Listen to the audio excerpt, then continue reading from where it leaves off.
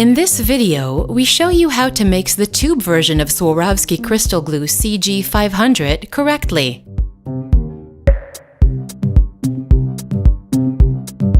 Before starting, please pay attention to the safety guidelines in the product data sheet.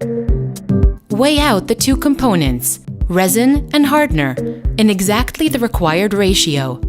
This is very important for the final bonding strength of the gluing connection. The proper mixing ratio can be found in the relevant product data sheet.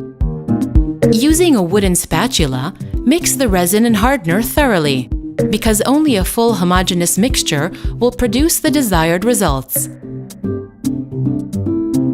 After mixing, put the glue in a syringe and add a dispensing tip. Now you are ready to start gluing.